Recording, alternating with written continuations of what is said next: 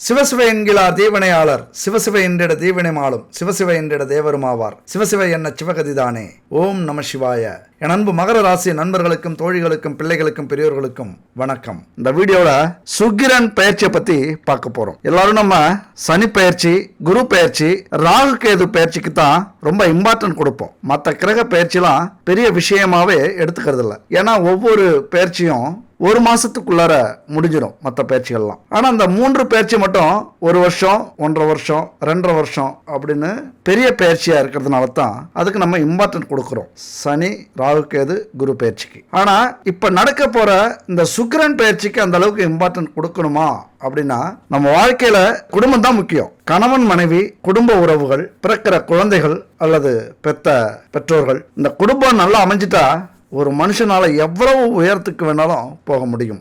அதே மாற்றி அமைஞ்சிருச்சு அப்படின்னா எவ்வளவு உயரத்துல இருந்தாலும் அந்த மனுஷன் எங்க கீழே தான். அதனால நம்ம வாழ்க்கையில ரொம்ப முக்கியமானது குடும்பம். அந்த குடும்பத்தை சொல்லக்கூடிய அமைப்பு தான் இந்த சுக்கிரன் பயிற்சி. அதாவது கணவன் மனைவிக்குள்ளார இருக்கிற உறவுகளை சொல்லக்கூடிய பயிற்சி இது. குடும்பம் அப்படின்னா இங்க எல்லாமே சுமூகமா போறதில்ல.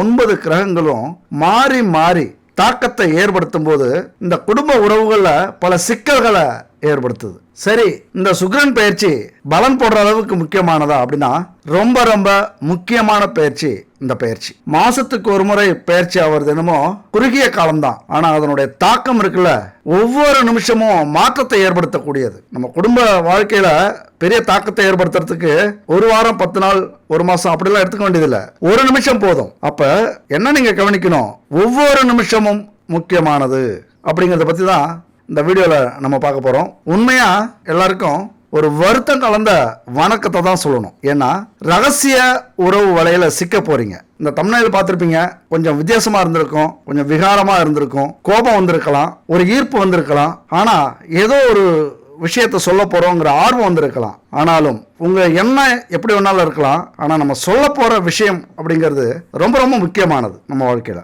ரகசிய உறவு வலையில சிக்க போறீங்க. இந்த சுக்கிரன் அப்படிங்கிற காமதேவனுடைய பயிற்சியால கண்டிப்பா எப்படியாவது உங்க வாழ்க்கையில ஒரு ரகசிய உறவு வரும். அந்த ரகசிய உறவால வாழ்க்கையில பெரிய தடுமாற்றத்தை அல்லது ஒரு மாற்றத்தை அடைய போறது உறுதி. அது எப்படி, அதுக்கான பரிகாரங்கள் என்ன, அதை பத்தி எல்லாம் முழுசா இந்த வீடியோல நம்ம பார்க்க போறோம். ஆர்வமும் நம்பிக்கையும் நம்ம வாழ்க்கையில இது மாதிரி நடந்துடக்கூடாது அப்படிங்கிற எச்சரிக்கை உணர்வோட இருக்கிறவங்களும் கடைசி வரைக்கும் இந்த வீடியோவை பாருங்க. நம்ம வாழ்க்கையில கிரக பயிற்சிகளும் எந்த அளவுக்கு முக்கியமோ அந்த அளவுக்கு மிக மிக முக்கியமான ஒரு தகவலை பத்தி நான் கூட பகிர்ந்துக்கிறேன். நம்ம வாழ்க்கையில மிக முக்கியமான பிரச்சனை என்னன்னா உடல் எடை பிரச்சனை தான். உடல் எடை பிரச்சனை இருந்தாலே பல நோய்களுக்கு காரணமா அமையும். அதுபோல எதையும் நம்மளால செய்ய முடியாது, உழைக்க முடியாது, ஒரு மானம் மரியாதை இருக்காது. இப்படி பல பிரச்சனைகளை இந்த உடல் எடையால நம்ம சந்திப்போம். அதுக்கெல்லாம் ஒரு தீர்வு தான் வெயிட் லாஸ் பவுடர் இவங்க கண்டுபிடிச்சிருக்காங்க. இது வரைக்கும் 1000 கஸ்டமர்ல 10,000 கஸ்டமருக்கு மேல இந்த வருஷம் மட்டுமே இந்த வெயிட் லாஸ் பவுடரை வாங்கி பல பேர் பயனடைஞ்சிருக்காங்க. நல்ல ரிவ்யூ கொடுத்துருக்காங்க. அந்த ரிவ்யூ நீங்க பார்க்கணும் அப்படின்னா ஸ்வீட்டி டிவிங்கிற யூடியூப் சேனல்ல போய் பாருங்க. டிஸ்கிரிப்ஷன்ல அந்த லிங்க் கொடுக்குறேன். கண்டிப்பா உங்களுக்கும் நம்பிக்கை இருந்தா வாங்கி பயன்படுத்துங்க. உண்மையா ஆச்சரியப்படுவீங்க. 9043688626. என்ன விளம்பரமா இருக்குன்னு பாக்குறீங்களா? 4 பேருக்கு நல்லதுன்னா எதுவுமே தப்பு இல்லை அப்படிங்கிறது தான் நம்மளுடைய ரூட்டு. சரி, நமக்கு மட்டும் ஏங்க ஒவ்வொரு வீடியோவும் 50 நிமிஷம், 1 மணி நேரம் அப்படின்னு போகுது?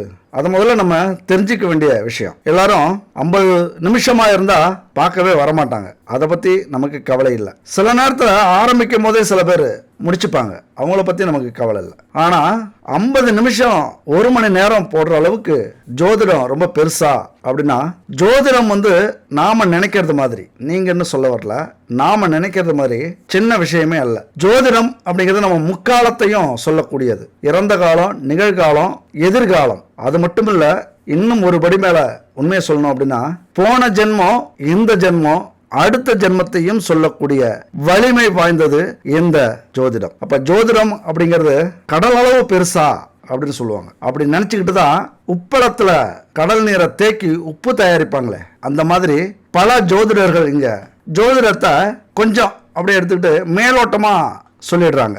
எப்படியாவது ஒரு 10-15 நிமிஷத்துல சொல்லி முடிச்சுட்டு அடுத்த ராசிக்கோ அல்லது அடுத்த ஜாதகத்தையோ பார்க்க கிளம்பிடுவாங்க. அந்த அளவுக்கு ஒரு ஆழமா சொல்றது இல்லை. அது மாதிரி இந்த விஷயத்தெல்லாம் வீடியோவா போடணுமா? குடும்பத்தில் அல்லது ஜோதிடத்தில் எவ்வளவோ விஷயம் இருக்குங்க. இதெல்லாம் ஜோதிடத்தில் தெரியுமா? இதெல்லாம் பற்றி பேசலாமா? ஓப்பனாக பேசலாமா? அதாவது தாம்பத்திய மருத்துவர் மாதிரி தாம்பத்தியத்தை பற்றி ஜோதிடத்தில் பேசலாமா? இவ்வளவு ஓப்பனாக பேசலாமா அப்படின்னு நிறைய பேர் கேட்குறீங்க.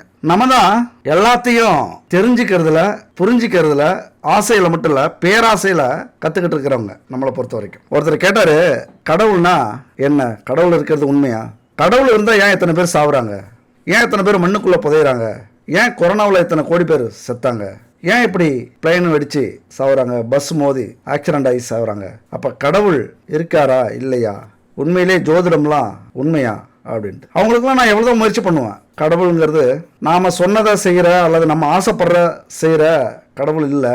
அதுக்காக நம்ம வேண்டிக்கலாம், அதுக்காக நம்ம பரிகாரமாக என்னென்னமோ செய்யலாம். அந்த பரிகாரம் நியாயமாக இருந்தால் நம்ம உண்மையாக வருந்தி பரிகாரம் செய்கிறோம்னா சில விஷயங்கள் நடக்கலாம். மற்றபடி கடவுள் நேரடியாக நமக்கு எந்த ஒரு பலனையும் கொடுக்க முடியாது. அதுக்கு தானே இந்த 9 பேரை அமைச்சிருக்காரு கிரகங்களா.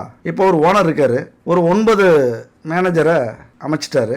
நீ இந்த வேலையை பார்த்துக்க, நீ இந்த செக்ஷனை பார்த்துக்க, நீ இந்த பார்ட்டை பார்த்துக்க, நீ இந்த லாகாவை பார்த்துக்க அப்படின்னு பிரிச்சிடுறாரு. ஏதோ ஒரு விஷயம் அங்கே நடக்குது, யாரோ பாதிக்கப்படுறாங்க. திடீர்னு நீங்கள் ஏங்க இதை செஞ்சீங்க அப்படின்னா, நீங்கள் தாங்க ஓனரை செய்ய சொன்னீங்க, நாங்கள் எப்படி மாற்ற முடியாத, இவ்வளவு ஸ்ட்ரிக்டாக இருக்க சொல்லி நீங்கள் தானே சொன்னீங்க அப்படின்னு கேட்பாங்க, திருப்பி கேட்பாங்க. அப்போ அந்த இடத்துல நீங்கள் மாற்றிக்கிங்கன்னு ஓனரால் சொல்ல முடியாது. ஏன்னா அது எல்லாருக்குமே பொதுவாகிடும். அந்த ஓனரே திருப்பி திருப்பி பேசுறது மாதிரி ஓனர் மேலே நம்பிக்கை இல்லாமல் போயிடும். அந்த மாதிரி தான் 9 கிரகங்களுக்கும் ஒவ்வொரு அமைப்பையும் கொடுத்துட்டு திடீர்னு நீங்கள் உங்கள் கடமையை செய்யாதீங்க, இவங்க பாதிக்கப்படுறாங்க, இவங்க முறையிடுறாங்க, வேண்டிக்கிறாங்க அப்படின்னா கடவுள் போய் சொல்ல முடியுமா?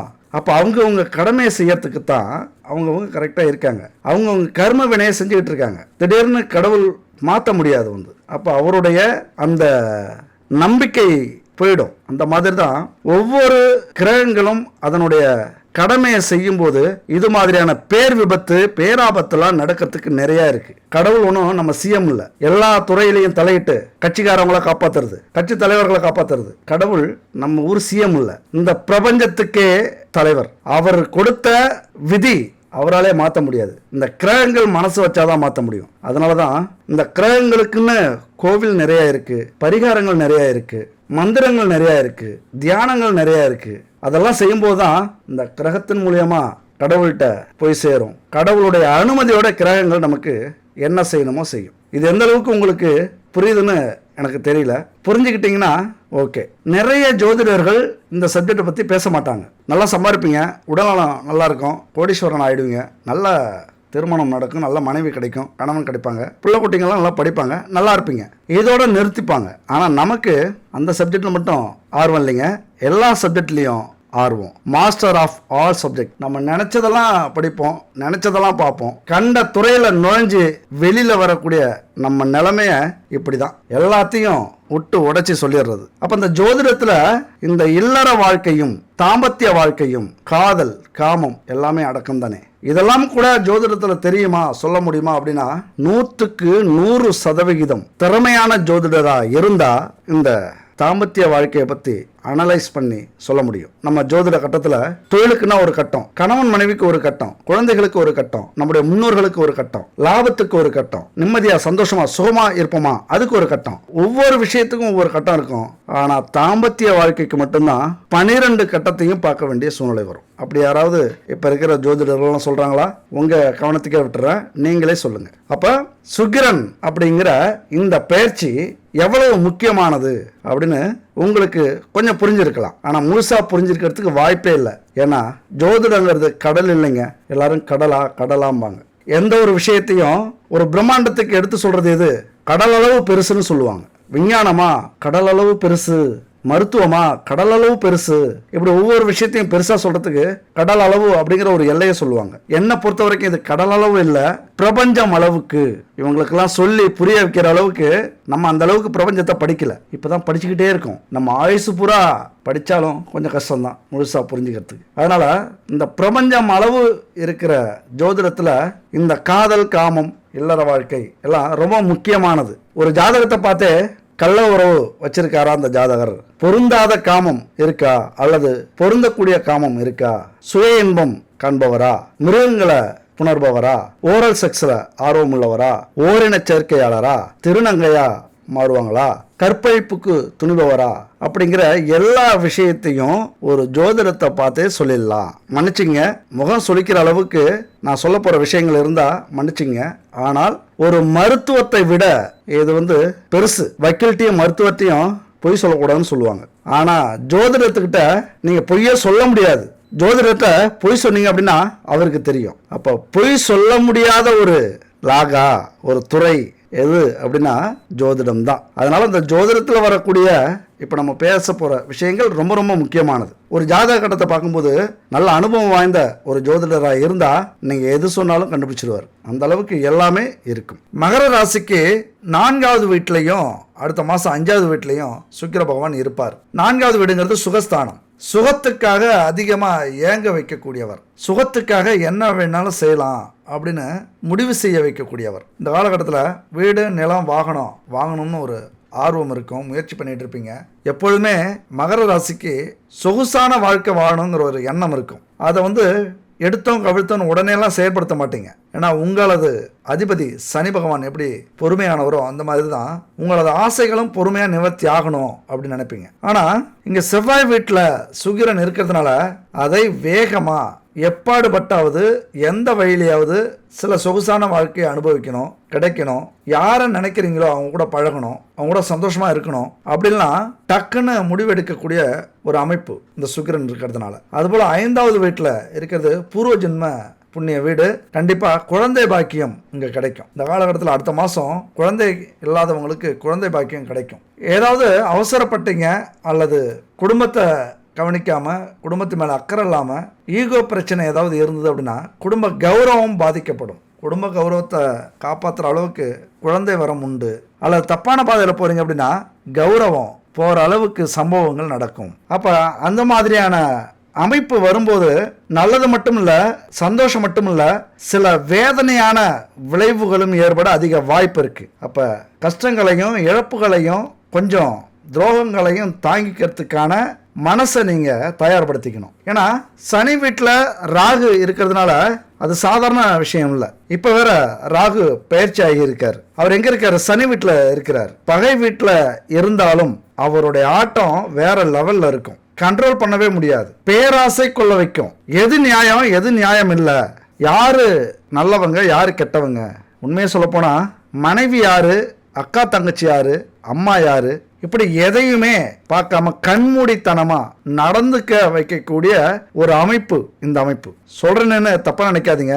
மனைவி யாரு, அக்கா தங்கச்சி யாரு அப்படின்னு சொல்றதுக்கே அருவருப்பா நினைக்கிற நம்மளை விட எத்தனையோ பேர் இந்த உலகத்துல இந்த மாதிரியான அருவருப்பான விஷயங்களை செஞ்சுக்கிட்டு இருக்காங்க. நம்ம எத்தனையோ நியூஸில் பார்க்குறோம், டிவி நியூஸில் பார்க்குறோம், மீடியாவில் பார்க்குறோம். இப்படிலாம் நடந்துக்கிட்டு தான் இருக்குது. அதுக்கெல்லாம் காரணம் அவங்க இல்லப்பா, இந்த ராகு, கேது, சனி, சுக்கிரன் இந்த அமைப்புகள் தான் காரணம். அப்போ நியாயமற்ற சட்டவிரோதமான வழியில் செயலில் ஈடுபட வைக்கும். இந்த காலகட்டத்தில் பெரிய அந்தஸ்து அடையணும் அப்படின்னா எந்த மாதிரி வேலை வேணாலும் செய்யலாம் அப்படின்னு துணிய வைக்கும். ஆண்களுக்காக இருந்தாலும் சரி, பெண்களுக்காக இருந்தாலும் சரி. தரம் தாழ்ந்த வேலை, உடம்பை விற்கிற வேலை, உடம்பை கொடுக்கிற வேலை, அழகாலையும் அசைவுகளாலையும் பெரிய பெரிய காரியங்களை சாதிக்க வைக்கிற வேலையை இந்த காலகட்டத்தில் செய்ய துணிய வைக்கும் இந்த ராகு கேது. இந்த சனி சுக்கிரன் எவ்வளவு பெரிய கெட்ட விஷயமா இருந்தாலும் செய்யறதுக்கு நீங்க துணிஞ்சிருவீங்க.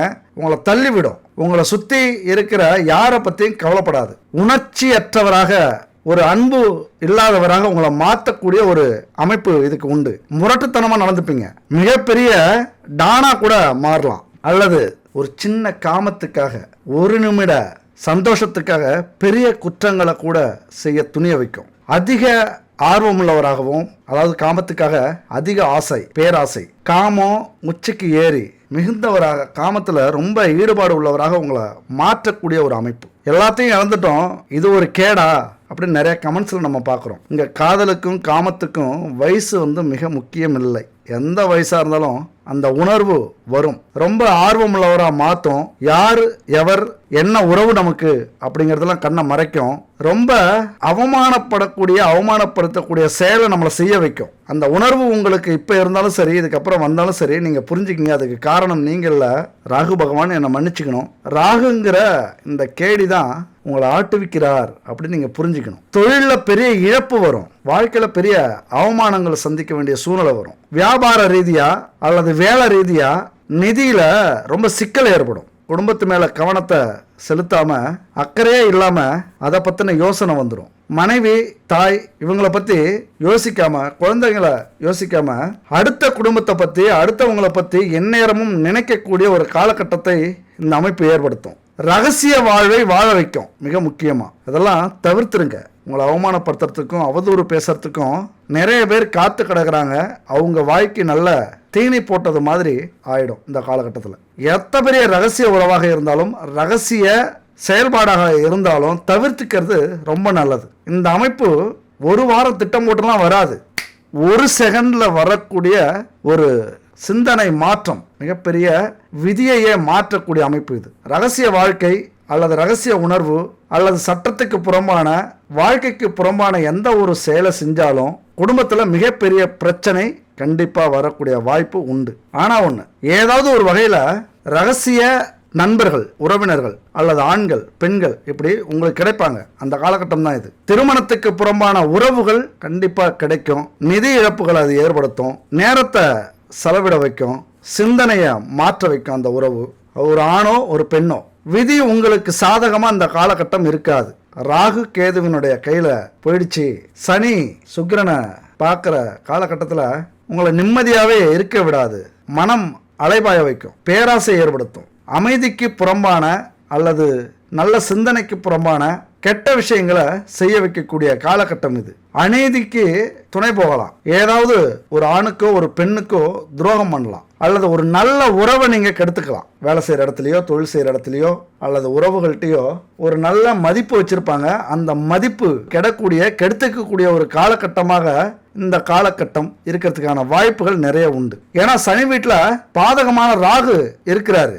ராகு அந்த வீட்டில் பகையா இருக்காரு. பெரிய செல்வாக்கு உள்ளவராக நீங்கள் இருந்தா அந்த செல்வாக்கை குறைக்கிற அளவுக்கு அல்லது உங்கள் கௌரவத்தையும் புகழையும் குறைக்கிற அளவுக்கு சில ரகசிய உறவுகளை இது ஏற்படுத்தி கொடுக்கும். தவறான செயலில் ஈடுபட வைக்கும். உங்கள் இலக்குகளை அடையறதுக்கு, உங்கள் குறிக்கோளை அடையறதுக்கு, அதாவது ஒரு ஆண் மேலேயோ ஒரு பெண் மேலேயோ ஆசைப்பட்டுட்டீங்க அப்படின்னா அருவருப்பான சட்டவிரோத செயலெல்லாம் ஈடுபட வைக்கும். எப்படியாவது அடைஞ்சிடணும். பொய் சொல்ல வைக்கும். பித்து பிடிச்சது மாதிரி அலைய வைக்கக்கூடிய ஒரு காலகட்டம் இது. ரொம்ப நம்பிக்கையானவங்களுக்கு நீங்கள் உண்மையாக இருக்கிறதுக்கான வாய்ப்புகள் குறையும். திடீர்னு உங்களது சாம்ராஜ்யம் வீழ்ச்சி அடையும். சாம்ராஜ்யம்னா கோடிக்கணக்கான பணம் வச்சுக்கிட்டு நம்ம வாழனாலும் உண்மையான அன்பு நம்மள்கிட்ட இருக்கும். நம்ம மேலே பெரிய மதிப்பு வச்சுருப்பாங்க. பணமே இல்லைனாலும் நம்மளை மதிப்பாங்க. அந்த அளவுக்கு அந்த மதிப்பை இழக்கக்கூடிய காலகட்டம் இது. வாழ்க்கையில் பணத்தையும் அந்தஸ்தையும் கௌரவத்தையும் இழக்கக்கூடிய காலமாக இது இருக்கும். உங்க கோபம் ஆக்ரோஷம்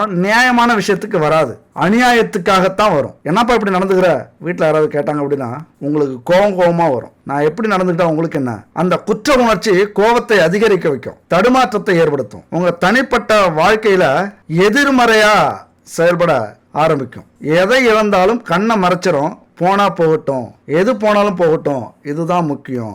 ஒரு ரகசிய உறவுக்கு அடிக்ட் ஆகக்கூடிய காலகட்டம் இந்த காலகட்டம். பெரும்பாலும் ராகு சனி வீட்டில் இருக்கிறது ஒரு நல்ல செயல் இல்லை, தீய விளைவுகளை தான் அது ஏற்படுத்தும். ஒரு மன அழுத்தத்தை உருவாக்கும், உடம்பு ஹீட் ஆகும், பேராசை அதிகரிக்கும். ஒரு நல்ல மனிதராக இருந்தா, ஒரு நல்ல வேலைக்காரர்களாக இருந்தா, ஒரு நல்ல ஓனராக இருந்தா, ஒரு நல்ல தொழிலதிபராக இருந்தா அந்த நிலையிலிருந்து மாற்றி வைக்கக்கூடிய ஒரு அமைப்பு. திடீர்னு ஒரு அவமானம் வரும், கோர்ட்டு கேஸுன்னு வரும், உங்கள் மேலே ஒரு பொண்ணோ ஒரு ஆணோ வழக்கு போடுவாங்க. அந்த மாதிரியான ஒரு காலகட்டம். ராகு பொறுத்த வரைக்கும் என்ன தெரியுமா?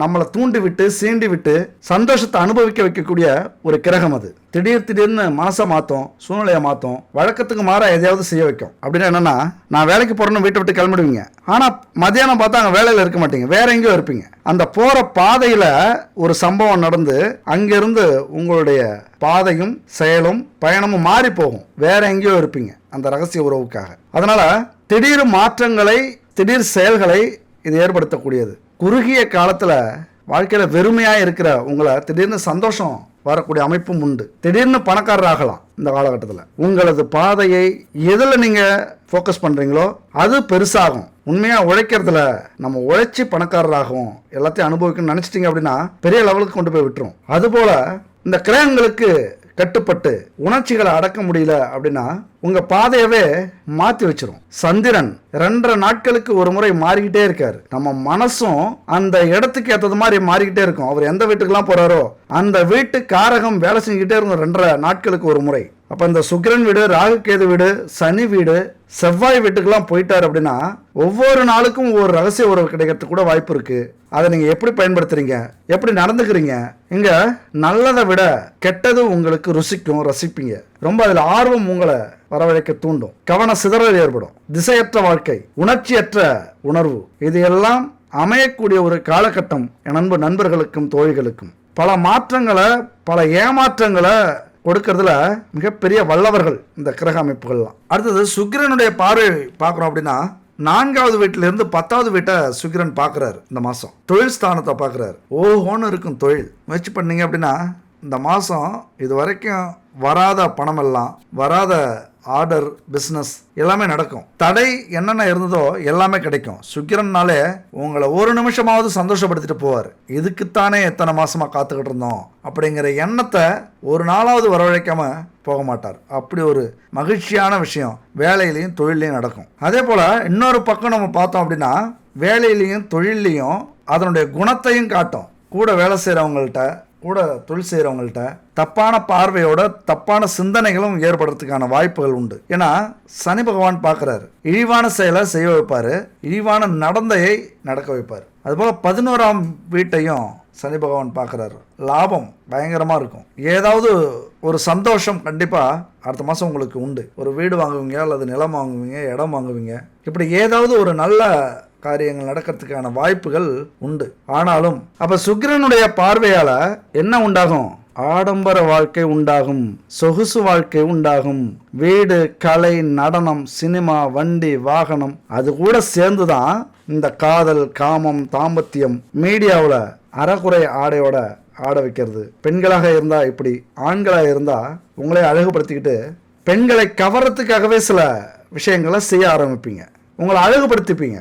பெண்களாக இருந்தால் சொல்லவே வேண்டியதில்லை. இன்னைக்கு மீடியாவெல்லாம் போனால் அவங்க சொந்த பந்தங்கள்லாம் வீடியோ பார்க்குறாங்களோ இல்லையோ தெரியாது. அப்பா அம்மாலாம் பார்க்குவாங்களா இல்லையான்னு தெரியாது. அண்ணன் தம்பி, அக்கா தங்கச்சிங்கெல்லாம் அந்த மாதிரியான வீடியோவை பார்ப்பாங்களா என்னன்னு தெரியல.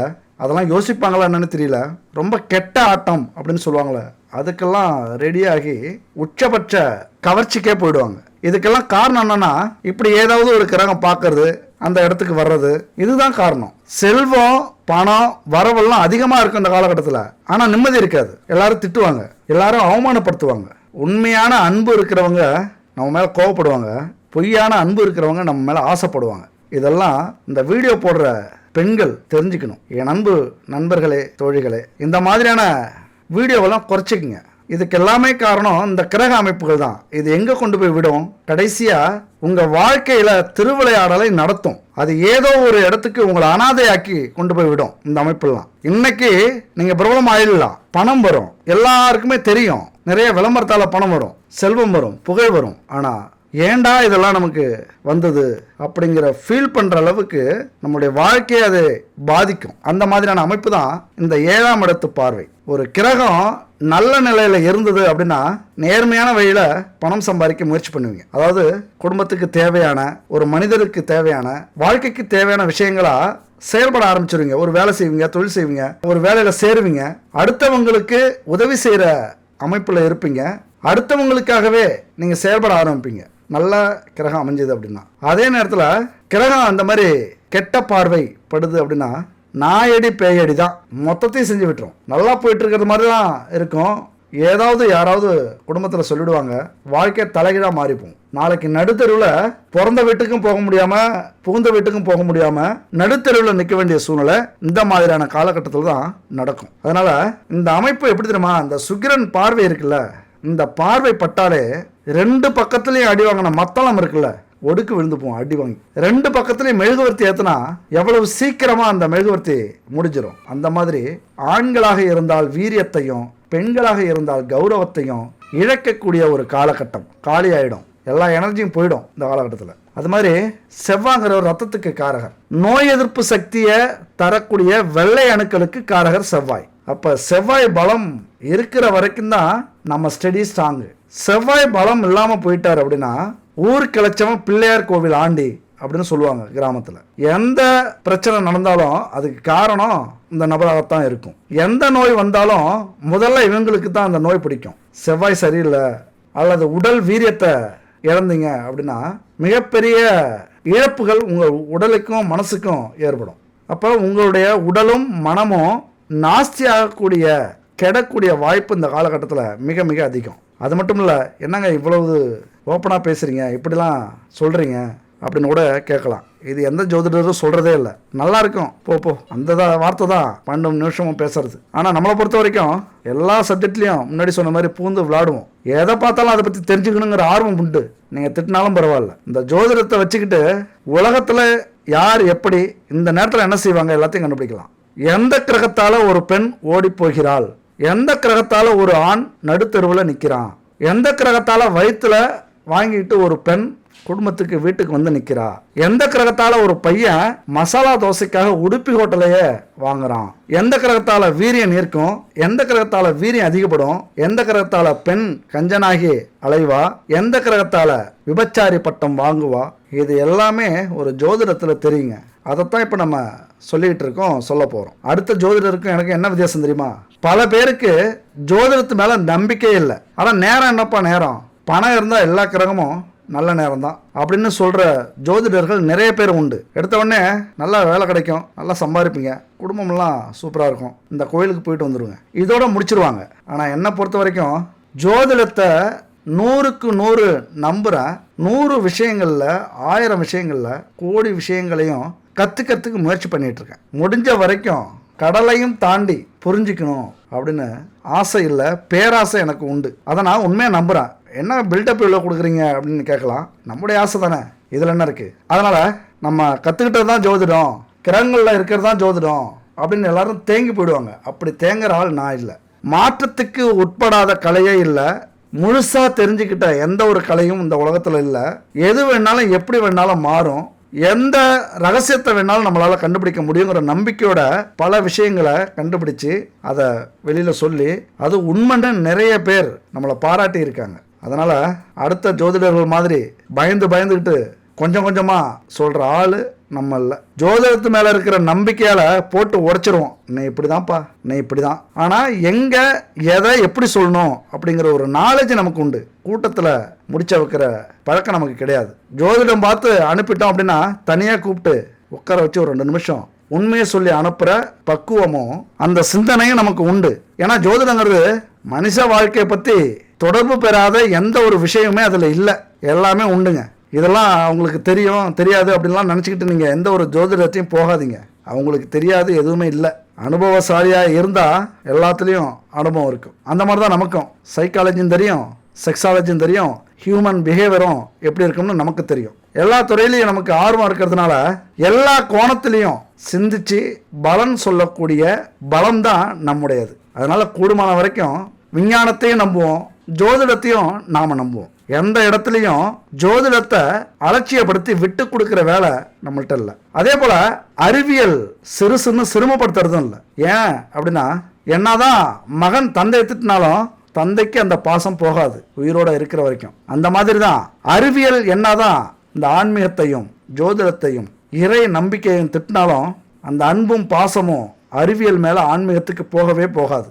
அந்த ஒரு புரிதல் நமக்கும் உண்டு. ஒரு கிரகம் என்ன பலன் தான் கொடுக்கும் அப்படிங்கிற உத்தரவாதம் எதுவுமே இல்லை. எந்த விதத்தில் பாதிக்கும் அப்படின்னு சொல்ல முடியாது. ஆனால் முடிஞ்ச வரைக்கும் முயற்சி பண்ணோம் அப்படின்னா கண்டுபிடிச்சிடலாம். ஆனால் சில பேர் அலட்சியமாக தன்னம்பிக்கையோட ஏதோ ஒரு விஷயத்தை பற்றி சொல்லிடுவாங்க. அப்போ அது நடக்காமல் போகும்போது தான் ஜோதிடரை திட்ட ஆரம்பிச்சிருவாங்க. இவர் ஒரு டுபாக்கூர் ஜோதிடர், ஒன்றுமே தெரியாத ஜோதிடர், இவர் சொன்னால் எதுவுமே நடக்கலை அப்படின்னு சொல்லிடுவாங்க. ஒன்று மட்டும் புரிஞ்சுங்க, ஜோதிடம் பலித்தால் அது ஜோதிடத்தின் பெருமை, ஜோதிடம் பொய்த்தால் அது ஜோதிடர்களுடைய சிறுமை. ஏன்னா அந்த அளவுக்கு படிக்காதவங்கன்னு அர்த்தம். முடிஞ்ச வரைக்கும் அலட்சியப்படுத்தாமல் எல்லாம் ஆராய்ஞ்சி சொல்லிட்டாங்க அப்படின்னா அது மாறாது. அதனால தான் முடிஞ்ச வரைக்கும் இப்படி யாரும் சொல்லாத சில விஷயங்களை நம்ம அடிக்கடி சொல்லிட்டு தான் இருக்கோம். நம்மளுடைய வீடியோவில் அடிக்கடி இது மாதிரியான ரகசிய வீடியோக்கெல்லாம் வந்துகிட்டு இருந்தது, இப்போ வரப்போகுது, இனிமேலும் வரும். அடுத்தது ராகு கேது எங்கே போய் அமர்ந்திருக்கிறாங்க அப்படின்னா கொஞ்சம் சிக்கலான இடம். இதுவும் பகை வீட்டில் போய் அமர்ந்திருக்கிறாங்க. பகை வீடு அப்படின்னாலே நேர்மறையாக நம்ம இங்கே சொல்ல முடியாது. அதனால தான் எதிர்மறையாக அங்கே சொல்ல வேண்டியதாக இருக்குது. நெகட்டிவாக பேச வேண்டிய விஷயங்கள் அதனால தான் நிறைய வருது. எல்லா நேரத்திலும் நம்ம பாசிட்டிவாக பேசிகிட்டு இருக்க முடியாது. நம்ம வீடியோ எல்லாம் எடுத்து பார்த்தோம்னா பாசிட்டிவ் அதிகமாக இருக்கும். நம்மளால் முடியாது எதுவுமே இல்லை அப்படிங்கிறது மாதிரி நிறைய சொல்லியிருப்பேன். ஆனால் தேவையான இடத்துல நெகட்டிவ் சொல்லி தானே ஆகணும். எதையும் பாசிட்டிவாக சொல்லிவிட்டு அலட்சியமாக இருந்துட்டு இந்த சேனலில் ஒரு வார்த்தை சொன்னாரா இந்த ஜோசியர், அந்த மாதிரி வார்த்தை வந்துடக்கூடாதுல்ல. அதனால் நெகட்டிவும் ரொம்ப ரொம்ப முக்கியமானது. வாழ்க்கையில் தோல்வி, அவமானம், இந்த நெகட்டிவாக பேசுகிறாங்கள்ல அவங்களாம் ரொம்ப முக்கியமானவங்க நம்ம வாழ்க்கையில் முன்னேறத்துக்கு. நம்மளை வாழ்த்துனவங்களால முன்னேறதை விட நம்மளை தூற்றுனவங்களால முன்னேறதான் ரொம்ப வேகமாக இருக்கும். அந்த வெற்றி தான் நமக்கு ருசிக்கும். அதனால் இந்த மாதிரியான நெகட்டிவ் பாயிண்ட் ரொம்ப முக்கியம் நம்ம வாழ்க்கையில் நம்ம சுதாரிச்சுக்கிறதுக்கு. அதனால் இந்த ராகுவும் கேதுவும் பகை வீட்டில் இருக்கிறதுனால பல முயற்சிகள் தேவையில்லாத முயற்சிகளாக இருக்கும். தேவையில்லாத முயற்சிக்கு எதையோ செய்ய வேண்டியதாக இருக்கும். ஒரு பைசாவுக்கு பிரயோஜனம் இருக்காது, ஆனால் லட்சக்கணக்கில் செலவு பண்ணுவோம் வீம்புக்காக, ஒரு நிமிட சுகத்துக்காக. அந்த மாதிரியான சூழ்நிலை இந்த காலகட்டத்தில் வரும். இது என்னங்க அமைப்பு, இது என்னங்க புரளி அப்படின்னா, ராகு பிரம்மாண்டத்தை சொல்லக்கூடியவர். உலக இன்பங்களையும் சந்தோஷங்களையும் அனுபவிக்க சொல்லி கொடுக்கிறவர். அதுக்காக என்ன வேணாலும் செய்யலாம் அப்படின்னு சொல்றவர். அதுபோல சுக்கிரன் ஆடம்பரத்தையும் அழகையும் அனுபவிக்கிற அந்த சுகத்தையும் கொடுக்கக்கூடியவர். அப்ப ராகு திசையை செவ்வாய் பார்க்கறதுனால சுக்கிரன் வலுவாகிறாரு. செவ்வாயும் சனி வீட்டில் ராகு இருக்கிறதுனால நெருக்கம் அதிகரிக்குது. அதனால என்ன நடக்கும் அப்படின்னா, எதிர்பாலினத்தின் மேல ஈர்ப்பு இருக்கும். ஆண் மேல பெண்ணுக்கும் பெண் மேல ஆணுக்கும் அதிக ஈர்ப்பு, ஈடுபாடு ஏற்படும். தூக்கம் கெடும், உடம்புல இருக்கிற வீரியம் கெடும். சனி வீட்டில் ராகு அமர்ந்து சுக்கிரனுடைய பார்வை பெற்றாலோ அல்லது சுக்கிரனுடைய இணைவு ஏற்பட்டாலோ புத்தி சிதறும், என்னென்னமோ யோசிக்க ஆரம்பிக்கும். எவ்வளவு வயது முதிர்ந்தவராக இருந்தாலும் பெண்களை பொறுத்த வரைக்கும் அவங்க பார்க்குறவங்க எத்தனை வயசுக்காரவங்களா இருந்தாலும் சரி, அவங்க மேலே ஒரு அன்பு, ஒரு பரிதாபம், ஒரு ஈர்ப்பு ஏற்பட்டுரும். அதுபோல் ஆண்களுக்கும் சரி, பெண்கள் எவ்வளவு வயசானவங்களா இருந்தாலும் சரி, சொல்ல முடியாத உணர்வு ஏற்படும். பார்த்த உடனே நீங்கள் சொக்கி விழுந்துருவீங்க, அவங்க எப்படி இருந்தாலும் சரி. அப்படி ஒரு ஈர்ப்பை ஏற்படுத்தக்கூடிய ஒரு அமைப்பு இது. இந்த மாதிரி ஈர்ப்பு வர்ற இந்த நேரத்தில் தான் வழக்கில் சிக்குவாங்க.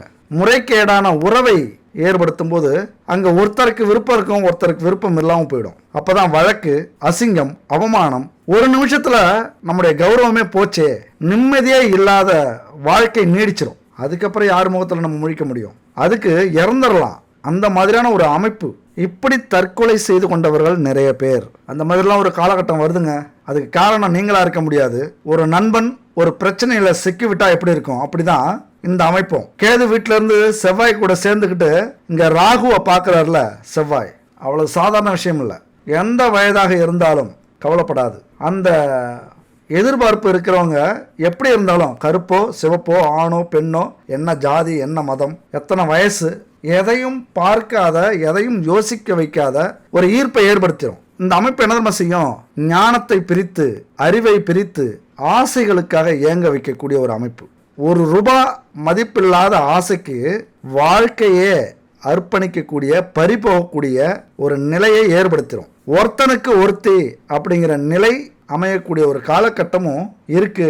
அப்படின்னா மனசும் கிரகமும் நல்ல நிலையில இருக்கும்போது அப்படி இருக்கும். உன் மேல உசிரே வச்சிருக்க மாமா அப்படிம்பாங்க மனைவி. நீ இல்லைன்னா நான் இறந்துருவேன் அப்படின்னு சொல்ற கணவனும் உண்டு. இதுக்கெல்லாமே இந்த கிரக அமைப்புகள் தான் காரணம். அதை கொஞ்சம் மாறிடுச்சு அப்படின்னா செகண்ட் சேனல் அப்படின்னு சொல்லுவாங்கல்ல, கள்ளத்தொடர்பு. அந்த கள்ளத்தொடர்பால ஏற்படக்கூடிய அந்த கௌரவ இழப்பு இருக்குல்ல, மன கஷ்டம் இருக்குல்ல, அத்தனையும் வெளி உலகத்துக்கு தெரிஞ்சு தன்னையே அழிச்சிக்கிற, தற்கொலை செய்ய வைக்கிற ஒரு காலகட்டம் கூட இதுதான். இந்த வீடியோ பார்க்குற ஆண்களும் பெண்களும் இந்த வாழ்க்கையில நம்ம எந்த நேரத்திலையும் இது மாதிரியான செயல் ஈடுபட்டு அவமானப்படக்கூடாது. அதாவது கொள்ளையடிக்கிறது கூட இன்னைக்கு கௌரவம்னு நிறைய படத்துல பார்க்குறோம். திருடுறது கூட திறமன்னு நிறைய வீடியோவில் பார்க்குறோம். ஆனால் எது வேண்டுமானாலும் கௌரவமாக இருக்கலாம். பிச்சை எடுக்கிறது கூட கௌரவம் தான். ஆனால் இப்படி நம்பிக்கையானவர்கள்ட்ட ஒரு தவறு செஞ்சு அந்த அவமான பார்வை இருக்குல்ல, நம்ம மேலே விழுற பார்வை, அதுக்கப்புறம் வாழ்ந்து என்ன புண்ணியம்? ஒவ்வொரு நிமிஷமும் நம்மளை பார்க்கும்போது அந்த ஞாபகம் தான் வரும், மரியாதையே இருக்காது. இந்த ராசிக்கு 3ஆம் இடமாகிய போகஸ்தானம், 7ஆம் இடமாகிய கலத்திரஸ்தானம், 12ஆம் இடமாகிய அயனசயனஸ்தானம், இதுல சுக்கிரன் இருந்துருச்சு அல்லது பார்வை அடைஞ்சிருச்சு அப்படின்னா சூரியன், செவ்வாய், சனி, ராகு, கேது ஆகிய கிரகங்களுடைய இணைவு இருந்தா காம உணர்வு கட்டுக்கடங்காம இருக்குமா. அதை உங்களால் அடக்கவே முடியாது. அது மட்டும் இல்லை, சுக்கிரனோட சனி சேர்ந்தாலோ சனியோட சுக்கிரன் சேர்ந்தாலோ உங்களுடைய வாழ்க்கையை புரட்டி போடுற அளவுக்கு சனி பார்வை இப்போ சுக்கிரன் மேலே விழுந்திருக்கு. அதனால என்ன நடக்கும் அப்படின்னா, மாறுபட்ட நிலையில உறவு முறை வச்சுக்க ஆசைப்படுவீங்க. ஏன்னா தாம்பத்திய வாழ்க்கையில் சில உறவு முறை டீசெண்டாக இருக்கும், சில உறவு முறை டீசெண்டாக இருக்காது. அது வாழ்க்கைக்கு புறம்பானதாக இருக்கும். நம்ம பாரம்பரியத்துக்கு, குடும்ப உறவுகளுக்கு அது ஒரு எதிர்மறையாக இருக்கிற உறவுகள்லாம் இப்போ அந்த அமைப்பு இருக்குது. இன்னும் ஓப்பனாக சொல்ல போனோம் அப்படின்னா, பார்க்குற எல்லாரையும் அந்த ஆசை பார்வையோட பார்க்கறது. இன்னும் ஓப்பனாக சொல்ல போனால், அம்மா, அக்கா, தங்கச்சி இப்படி இவங்களையெல்லாம் தவறான கண்ணோட்டத்தோட பார்க்கக்கூடிய ஒரு அமைப்பு. கள்ளக்காதலில் வேகம் எடுத்து கணவன் மனைவியையோ மனைவி கணவனையோ தீர்த்து கட்டுற ஒரு அமைப்பும் இந்த காலகட்டம் தான். ஏன்னா எவ்வளவு நியூஸ் பார்க்குறோம், எல்லாமே இந்த அமைப்பு வரும்போது தான் இதெல்லாம் நடக்கும். பெத்த பிள்ளைங்க மேலே கையை வச்சு இன்னைக்கு ஜெயிலில் இருக்கிற எத்தனையோ தகப்பன்கள் இருக்காங்க. அப்போ இதெல்லாம் இந்த அமைப்பு தான். ஒரு ஆணினுடைய ஜாதகத்தில் மனைவியை குறிக்கக்கூடிய லக்னத்துக்கு 7ஆம் இடத்துக்கு அதிபதி சுக்கிரன், ஆயுள் ஸ்தானத்துக்கு விரயஸ்தானம் அப்படின்னு சொல்லக்கூடிய அமைப்பில் இந்த சுக்கிரன் இருந்தால், ஒரு ஜாதகருடைய ஆயுள் முடியறதுக்குள்ளார அந்த ஆயுளை முடிக்கக்கூடிய காரணம் மனைவியே இருப்பாள். அதாவது கணவனை மனைவி கொல்லப்படுறாங்கள, அது இந்த அமைப்பு தான். அல்லது மனைவி தவறான பாதைக்கு போனதுனால தற்கொலை செஞ்சுக்கிறாங்கள, அதுவும் இந்த அமைப்பு தான். அதாவது மனைவியால் கௌரவம் இழக்கக்கூடிய, துரோகத்தை அனுபவிக்கக்கூடிய அல்லது கொலை செய்யப்படக்கூடிய ஒரு அமைப்பு இந்த அமைப்பு. இதை நீங்கள் ஜாலியாக எடுத்துக்கக்கூடிய விஷயமே இல்லை, மிகப்பெரிய ஒரு எச்சரிக்கை உணர்வோடு எடுத்துக்கக்கூடிய ஒரு அமைப்பு இது. அதனால தான் இங்கே ஓப்பனாக நம்ம பேசிகிட்டு இருக்கோம். பெண்கள் ஜாதகத்தை பொறுத்த வரைக்கும் 4ஆம் இடம் கற்பு ஸ்தானம், ஒழுக்க நெறியை பற்றி சொல்லக்கூடிய இடம். 4ஆம் அதிபதி பலமாக இருந்தால் தான் ஒழுக்கம் தவறாத காதல், காமம், கல்யாணம் எல்லாமே நடக்கும், நெறி தவறாத வாழ்வு கிடைக்கும். ஒருவேளை பெண்கள் ஜாதகத்தில் 4ஆம் வீட்டில் பாவக்கிரகங்கள் அல்லது நீச்ச கிரகங்கள் அல்லது தீய கிரகங்கள் இருந்துட்டா பார்க்குறவங்கெல்லாம் தேவதைகளா, மான்களா, தேன்களா அல்லது மன்மதனா பெண்களுக்கு தெரியும். கூடா நட்பு தேடி வரும். 7ஆம் வீட்லேயோ 7ஆம் அதிபதியோட பாவக்கிரகங்களோ நீச்ச கிரகங்களோ அல்லது ராகுகேது கிரகங்கள் சேர்ந்தாலோ இந்த ஒழுக்க குறைபாடு ஏற்படும். அப்படியான அமைப்பு தான் இப்போ. கேது ராகுவை பார்க்குறாரு 7ஆம் வீட்டிலேருந்து. ஆனால் எங்கேருந்து பார்க்குறாரு அப்படின்னா, செவ்வாயோட சேர்ந்து பார்க்குறாரு. பகை வீட்டிலேருந்து பகை வீட்டை பார்க்குறாரு. அப்போ என்ன நடக்கும்? மிகப்பெரிய தடுமாற்றத்தை உங்கள் வாழ்க்கையில் இது ஏற்படுத்த போகுது. மிக மிக எச்சரிக்கையாக இருக்க வேண்டிய ஒரு காலகட்டம். நீங்கள் அசையறதுக்கு நீங்கள் காரணம் இல்லை அப்படின்னா இது கிரகத்தினுடைய அமைப்பு தான். உங்கள் மனசு தப்பான பாதையில் போகிறதா நீங்கள் உணர்றீங்க அப்படின்னா இது கிரகத்தினுடைய அமைப்பு தான். அதனால் எச்சரிக்கையாக இருக்கணும். அதுபோல் மகர ராசிக்கு செவ்வாய் பகவான் கேதுவோட அமர்ந்திருக்கிறார். அவரும் ராகு சனியை பார்க்குறாரு. சனி பகவான் சுக்கிரனையும் பார்க்குறாரு. இந்த செவ்வாய் மிக முக்கியமானவர். என்னதான் நீங்கள் ஒரு விஷயத்தில் பொறுமையாக செயல்படணும்னு நினச்சாலும், ரொம்ப பொறுமைசாலியாக இருந்தாலும், அடக்கமானவராக இருந்தாலும், நல்ல பெயர் வாங்கிக்கிட்டு இருந்தாலும், இந்த காலகட்டத்தில் எல்லாத்துக்கும் தடை வரும். அதுக்கு ஒரு பிரேக் வரும். அந்த தடையை உடைப்பீங்க. செவ்வாய் வேகத்துக்கு அதிபதி. அவர் சனியை பார்த்தாலும் பிரச்சனை, ராகுவை பார்த்தாலும் பிரச்சனை. வரட்டு தைரியம், தன்னம்பிக்கை, தவறான பாதைக்கு வழி காட்டுறது, இப்படி நல்ல விஷயமா சொல்ல முடியாது இவருடைய பார்வை அப்படிங்கிறது. பார்க்குற இடத்த பொறுத்து இருக்கு. பகை வீட்டிலிருந்து பகை வீட்டையும் பார்க்குறாரு. அதுதான் ப்ராப்ளம். அதுக்கு அடுத்த மாதத்தில் இது மிகப்பெரிய யோசிக்க வேண்டிய ஒரு அமைப்பு. இது எல்லை மீறக்கூடிய காமம் இந்த அமைப்பு தான். ஒருவேளை உங்கள் ஜாதகத்தில் நல்ல கிரகங்கள்லாம் இருந்தது, குரு பார்த்துது அப்படின்னா தப்பிச்சிருவீங்க. அப்படி இல்லை அப்படின்னா தடுமாற்றம் கண்டிப்பாக இருக்கும். அந்த உணர்வு அதிகரிக்கும், உடல் ஹீட் ஆகும், மனசு எதையோ தேடும். இந்த நேரத்தில் இந்த நிமிஷத்தில் இது அடைஞ்சே ஆகணும் அப்படிங்கிற அந்த ஒரு வேட்கையை ஏற்படுத்தி விடும். ஆண்களாக இருந்தாலும் பெண்களாக இருந்தாலும் இது பொருத்தமானது. இது எல்லாருக்குமே பொருந்தும். காதல் வேட்கை, காம வேட்கை அதிகரிக்க வைக்கும் இந்த காலகட்டத்தில். அது மட்டும் இல்லை, இந்த சுக்கிரன் இருக்கிற இடத்துக்கும் உங்கள் ராசிக்கும் 7ஆம் பொருத்தம் அப்படின்னு சொல்லுவாங்க. 7ஆம் பொருத்தம்னா என்ன? பகை ஒத்தே வராது.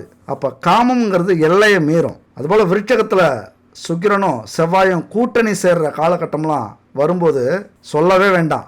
எந்த எல்லைக்கு வேணாலும் போவீங்க, தயங்கவே மாட்டீங்க. நீங்கள் எப்போ உங்களுக்கு நினைவு திரும்பும் அப்படின்னா, ஒரு அவமானப்பட்டு வெளியூருக்கு ஓடுறீங்க, அல்லது ஜெயிலில் கம்பிக்கு முன்னாடி இருக்கீங்க, கோர்ட்டில் நிற்கிறீங்க, அல்லது கையில் விலங்கு மாட்டியிருந்தாங்க, ஊரே அவமானப்படுத்தும் போது, இந்த மாதிரியான நேரத்தில் தான் இந்த ஒரு நிமிஷத்துக்காக நம்ம இப்படி பண்ணிட்டோமே அப்படிங்கிற எண்ணம் உங்களுக்கு வரும். அந்த காலகட்டம் தான் இது. என்னதான் கிரகங்கள் தவறான கூட்டணியில் இருந்தாலும் அந்த கூட்டணியை குரு பார்த்துட்டா நீங்கள் தப்பிச்சிருவீங்க. தவறான பாதையில் செல்றதுக்கு மனசே இடம் கொடுக்காது. இன்னைக்கு உத்தம பத்திரர்களாக இருக்கிற எத்தனையோ கோடி பேர் இருக்காங்க.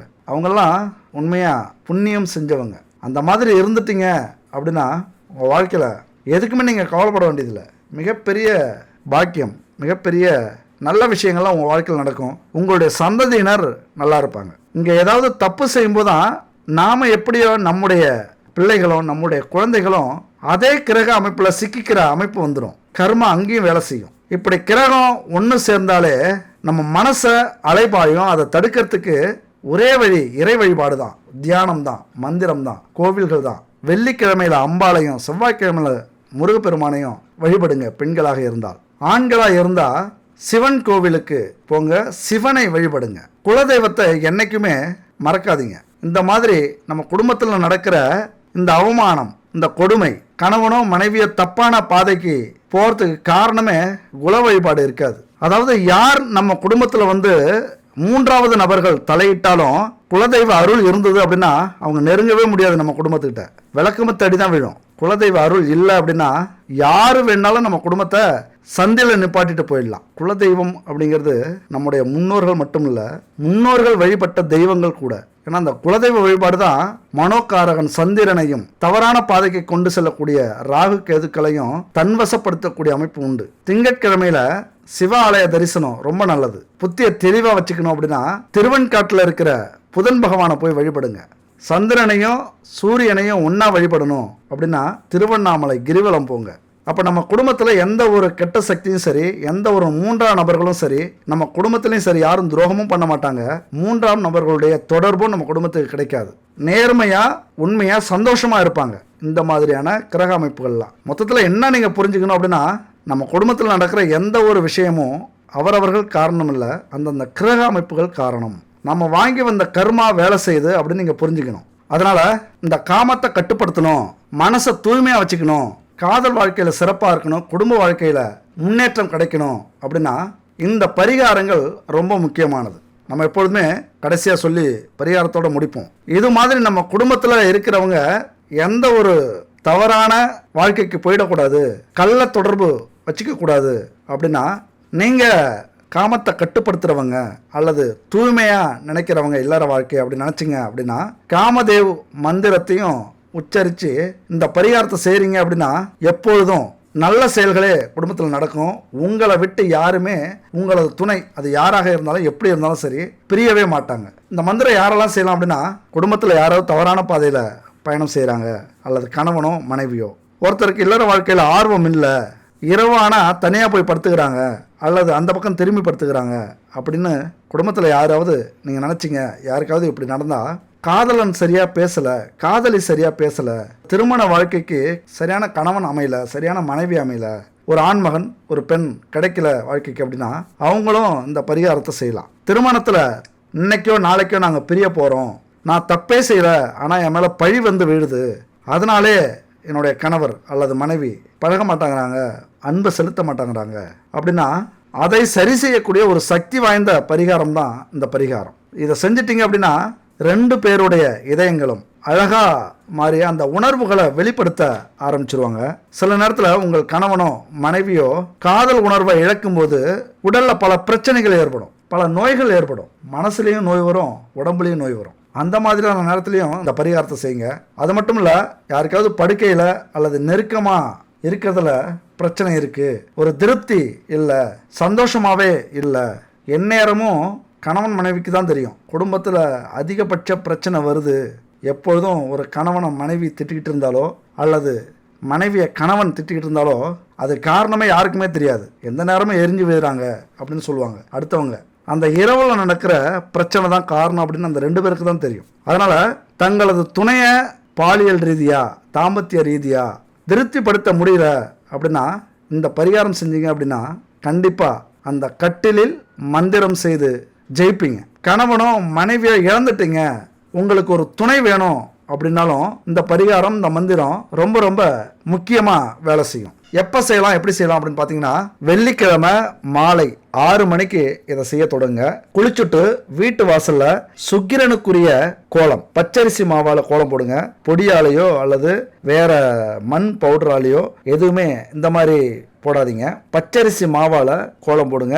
சுக்கிரனுக்குரிய கோலம், அதாவது அந்த ஸ்கிரீன்ல இருக்கு பாருங்க, அந்த கோலம் போடுறீங்க அப்படின்னா மன்மதனையும் ரதியையும் வீட்டுக்கு கொண்டு வரும். அதுபோல 33 கோடி தேவர்களையும் வரவழைக்கக்கூடிய சக்தி இந்த பச்சரிசி கோலமாவுக்கு உண்டு. அதனால அவர்களுடைய ஆசையும் உங்களுக்கு கிடைக்கும். குடும்பம் சிறப்பா இருக்கும். குழந்தை இல்லாதவங்களுக்கு குழந்தையை கொடுக்கக்கூடிய சக்தி இந்த பரிகாரத்துக்கு உண்டு. சுக்கிரனுக்குரிய கோலத்தை போட்டுட்டு வீட்டுக்குள்ளார பூஜை அறைக்கு போங்க. எல்லா சாமிக்கும் பூ வைங்க. ரதி, மன்மதன் இந்த போட்டோஸ் இருந்ததுன்னா வச்சுக்கங்க, இல்லைன்னா கடையில் வாங்கிக்கங்க. வாங்கிட்டு போய் வச்சு பூ வச்சுட்டு அங்கேயும் சுக்கிரனுக்குரிய இந்த கோலத்தை போட்டுட்டு அந்த கோலத்துக்கு நடுவுல ஒரு விளக்கு வைங்க. விளக்கு வச்சுட்டு அதுல பஞ்சதீப எண்ணெயை ஊத்துங்க. பஞ்சதீப எண்ணெய் அப்படின்னா என்னன்னு தெரியும் உங்களுக்கு. தெரியலன்னா தெரிஞ்சுங்க. நல்லெண்ணெய், விளக்கெண்ணெய், வேப்பெண்ணெய், இழுப்ப எண்ணெய், சுத்தமான பசுமாட்டு நெய் கலந்து அது கூட மூலிகைகள் கொஞ்சம் கலப்பாங்க. இறைவனுக்கு பிடிச்ச மூலிகைகள் கலக்கும் போது அதை ஊற்றி நம்ம தீபம் ஏற்றும் போது அதுக்கு சக்தி மிக அதிகம் இந்த பஞ்சதீப எண்ணெய்க்கு. அதுவும் வெள்ளிக்கிழமை சுக்கிரனுக்கு இந்த பஞ்சதீப எண்ணெய் ஏற்றுறீங்க அப்படின்னா வேற வாய்ப்பே இல்லை, அருமையாக இருக்கும். அத்தனை சக்தியும் வேண்டுதலுக்கு கிடைக்கும். அதனால அதை ஊற்றி தீபம் ஏற்றிக்குங்க. அதுக்கப்புறம் வழக்கமாக சூடம், சாம்பிராணி, அகர்பத்தி ஏற்றி வீடு முழுக்க மங்களகரமாக கொஞ்சம் புகை சுற்றி வர்றது மாதிரி வச்சுக்கோங்க. அப்படி புகை ஃபுல்லாக வரணும் அப்படின்னா முடிஞ்ச வரைக்கும் பஞ்சகவ்ய விளக்கு, பஞ்சகவ்ய சாம்பிராணி, பஞ்சகவ்ய அகர்பத்தி ஏற்றிங்க. அது ஒரு ஹோமம் ஏற்றின அளவுக்கு சக்தி கிடைக்கும். அந்த அளவுக்கு அந்த பஞ்சகவ்யத்தில் ஒரு அற்புதங்கள் நிகழக்கூடிய அமைப்பு உண்டு. பஞ்சகவ்யம் அப்படின்னா பசுமாட்டு நெய், கோமியம், சாணம், தயிர், பால் இதெல்லாம் சேர்ந்து செய்யப்பட்ட விளக்கு, சாம்பிராணி, அகர்பத்தி. இது உங்களுக்கு கிடைக்கல, பக்கத்தில் கடையில் கிடைக்கல, சுத்தமான பஞ்சதீப எண்ணெய் கிடைக்கல, இந்த பஞ்சகவ்ய பொருட்கள் கிடைக்கல அப்படின்னா இந்த நம்பருக்கு கான்டாக்ட் பண்ணுங்க. Good baby 9043688626. இவங்கள்ட்ட பூஜை பொருட்கள் அத்தனை பொருட்களும் தரமான பொருட்களாக இருக்கு. அதுபோல இந்த பஞ்சதீப எண்ணெய்லாம் இருக்குல்ல, செக்கில் ஆட்டின எண்ணெய்கள் தயாரிக்கிறாங்க. அதிலே மூலிகை பயன்படுத்தி சில ஒரு 108 மூலிகை வகைகளை பயன்படுத்தி அந்த பஞ்சதீப எண்ணெயை தயாரிக்கிறாங்க. அது மட்டும் இல்லைங்க, நீங்கள் கோலம் போடணும் அப்படின்னா அன்னன்னைக்கு அரைச்சி உங்களால் கோலம் போட முடியாது பச்சரிசி மாவால். அதனால இவங்க வேற ஒரு புது ட்ரெண்டா பச்சரிசி மாவை கட்டியாக்கி அதுலேயே சில மூலிகைகளும் கலந்து அற்புதமான ஒரு ப்ராடக்ட் ரெடி பண்ணியிருக்காங்க. பச்சரிசி கோலமாவு கட்டின்னு அதையும் வாங்கி பயன்படுத்துங்க. நீங்கள் அரைக்க வேண்டியதில்லை, அன்னன்னைக்கு இந்த கட்டியை எடுத்து தண்ணியில் நினச்சி கோலம் போட்டுக்கலாம். அது மட்டும் இல்லை, இவங்கள்ட்ட சமையல் எண்ணெய், weight loss powder, weight gain powder, sugar loss powder, இப்படி பல வகையான ப்ராடக்ட் இவங்க செய்கிறாங்க. வாங்கி பயன்படுத்திங்க. அடுத்தது என்ன பண்ணுறீங்க, விநாயகரை வணங்கிங்க, சிவன் பார்வதியை வணங்கிங்க, அஷ்டலட்சுமிகளை வணங்கிங்க, அப்புறம் 9 கிரகங்களையும் வணங்கிக்கிட்டு 27 முறை இந்த மந்திரத்தை சொல்லணும். ஓம் க்ளீம் காமதேவாய நமக, ஓம் க்ளீம் காமதேவாய நமக அப்படிங்கிற அந்த மந்திரத்தை பொறுமையாக சொல்லணும். அவசரப்பட்டு சொல்லாதீங்க. 27 முறை ஒரே நேரத்தில் சொல்லி ஆகணும். இந்த மாதிரி சொல்லுங்க. ஓம் க்ளீம் காமதேவாய நமக. இப்படி பொறுமையாக சொல்லி ஆரம்பிச்சிங்க அப்படின்னா அந்த நீங்கள் உச்சரிக்கிற அந்த உச்சரிப்பு இந்த பிரபஞ்சத்துக்கே கேட்கணும். அதற்குரிய கிரகத்துக்கு கேட்டு சரியாக அது ஆக்டிவேட் ஆகும், அதாவது செயல்பட ஆரம்பிக்கும். இந்த பரிகாரத்தை குறைஞ்சது 9 நாட்கள் செய்யலாம், 12 நாட்கள் செய்யலாம், 27 நாட்கள் செய்யலாம். அதாவது 9 வாரங்கள், 12 வாரங்கள், 27 வாரங்கள். வெள்ளிக்கிழமை மாலை 6 மணிக்கு செய்யுங்க. அதே போல 27 முறை இந்த மந்திரத்தை நீங்க உச்சரிக்கிறீங்க அப்படின்னா உங்க வாழ்க்கையில அன்பும், காதலும், காமமும் கரை புரண்டோடும். இதுல வேற எந்த ஒரு மாற்றமுமே இல்லை. முக்கியமா இதை மட்டும் கவனிச்சுங்க. என்னன்னா, நீங்க பரிகாரம் செய்றீங்க அப்படின்னா உங்கள் மனசு சுத்தமா இருக்கணும்.